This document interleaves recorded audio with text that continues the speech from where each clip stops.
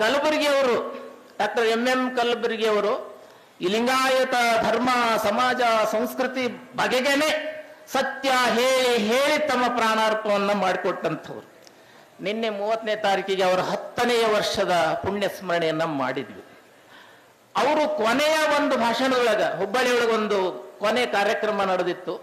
ಅಲ್ಲೇ ಒಂದು ಮಾತು ಹೇಳಿ ಹೋದ್ರು. ಶರಣ ಸಮಾಜದ ಪುನರುಜ್ಜೀವನದ ಪಂಚಸೂತ್ರಗಳು ಅಂತ ಹೇಳಿದ್ರು. ಒಂದು 5 ಸೂತ್ರ ಹೇಳೋಗಿದ್ದಾರೆ. ಆ 5 ಸೂತ್ರಗಳನ್ನ ಅಳವಡಿಸಿಕೊಂಡು ಬಿಟ್ಟ ಲಿಂಗಾಯತ ಸಮಾಜ ಸಹಜವಾಗಿಯೇ ಅದು ಅಭಿವೃದ್ಧಿ ಹೊಂದುತ್ತೆ ಅಥವಾ ಪುನರುಜ್ಜೀವನಗೊಳ್ಳುತ್ತೆ ಅಂತ. ಸುಮ್ಮನೆ ಅದನ್ನು ವಿವರಣೆ ಮಾಡದೆ ಒಂದೊಂದು ಮಾತು ಹೇಳಿಬಿಡ್ತೀನಿ ನಾನು. ಮೊದಲನೇದೇನಾಗಬೇಕು ಲಿಂಗಾಯತ ಸಮಾಜ ಅಂದ್ರೆ ಶುದ್ಧೀಕರಣ ಆಗಬೇಕು. ಮಿಶ್ರ ಆಗ್ಯದ, ಮಿಶ್ರ ಆಚರಣೆ, ಮಿಶ್ರ ತತ್ವ, ಮಿಶ್ರ ರೇವಳಿ, ಇದನ್ನೆಲ್ಲ ತೆಗೆದು ನಿಜವಾದಂತ ಶುದ್ಧ ಲಿಂಗಾಯತ ತತ್ವಗಳು ಆಚರಣೆಗಳು ಅವಲ್ಲ, ಅವು ಎಲ್ಲ ಲಿಂಗಾಯತರೊಳಗ ಬೇರೂರಬೇಕು, ಅಳವಡಬೇಕು, ಅವು ಅವರ ಆತ್ಮಸಾತ್ ಆಗಬೇಕು. ಅಂದ್ರೆ ಶುದ್ಧೀಕರಣ, ತತ್ವದ ಶುದ್ಧೀಕರಣದ ಜೊತೆಗೆ ಅವರು ಇನ್ನೊಂದು ಹೇಳಿದ್ದು ವಚನಗಳ ಶುದ್ಧೀಕರಣನೂ ಆಗಬೇಕು. ಯಾಕಂದ್ರೆ ವಚನಗಳೊಳಗ ಕಾಲಾಂತರದಲ್ಲಿ ಏನೇನೋ ಸೇರಿಸಿ ಪ್ರಕ್ಷಿಪ್ತಗಳನ್ನ ಮಾಡಿ ಸಂಸ್ಕೃತ ಶ್ಲೋಕ ಸೇರಿಸಿ ಏನೇನೋ ಮಾಡಿವನ್ನೆಲ್ಲ ಕುಲಗೆಡಿಸಿ ಬಿಟ್ಟಂತ ಒಂದು ಕಾರ್ಯ ಆಗ್ಯದ.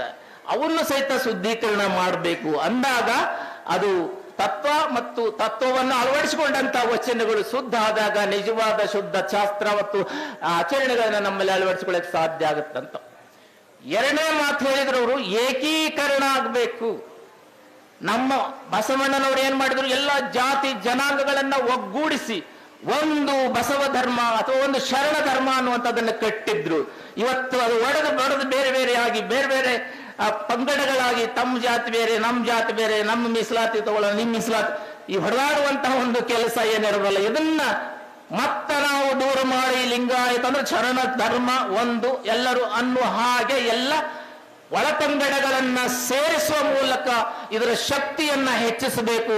ಅದಕ್ಕೆ ಅವರು ಏಕೀಕರಣ ಆಗಬೇಕು ಅಂದ್ರು.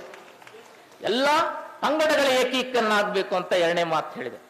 3ನೇ ಮಾತು ಅವರು ಹೇಳಿದ್ದು ಅಂತಂದ್ರೆ ನವೀಕರಣ ಆಗಬೇಕು.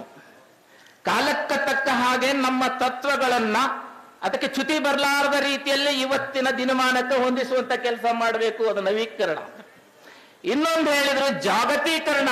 ಕೇವಲ ಬಸವಣ್ಣ ಕರ್ನಾಟಕದಾಗ ಅಥವಾ ಬಾಗೇವಾಡಿಯಾಗ ಅಥವಾ ಕಲ್ಯಾಣದಾಗ ಉಳಿಬಾರದು, ಭಾರತ ವ್ಯಾಪ್ತಿ ಅಷ್ಟೇ ಅಲ್ಲ, ಇಡೀ ಜಗತ್ತಿಗೆ. ನಾವು ಇವತ್ತು ಜಗಜ್ಯೋತಿ ಅಂತ ಬಸವಣ್ಣನ ಕರಿತೀವಲ್ಲ, ಆ ಜಗತ್ತಿಗೆ ಮುಟ್ಟಿಸುವಂತ ನಮ್ಮ ತತ್ವಗಳನ್ನು ಜಗತ್ತಿಗೆ ಮುಟ್ಟಿಸಬೇಕಾದ್ರೆ ನಾವು ನಮ್ಮ ಧರ್ಮವನ್ನ ಜಾಗತೀಕರಣ ಮಾಡಬೇಕು ಅಂತ ಹೇಳಿದರು. ಕೊನೆ ಮಾತು, ಇವೆಲ್ಲ ಆದಾಗ ಮಾತ್ರ ಸಬಲೀಕರಣ ಆಗತ್ತೆ. ಲಿಂಗಾಯತ ಧರ್ಮದ ಸಬಲೀಕರಣ ಈ ಪಂಚಸೂತ್ರಗಳೆಲ್ಲ ಅಡಗಿದೆ ಅಂತ ಕಲಬುರ್ಗಿ ಸರ್ ಹೇಳಿದ್ರು.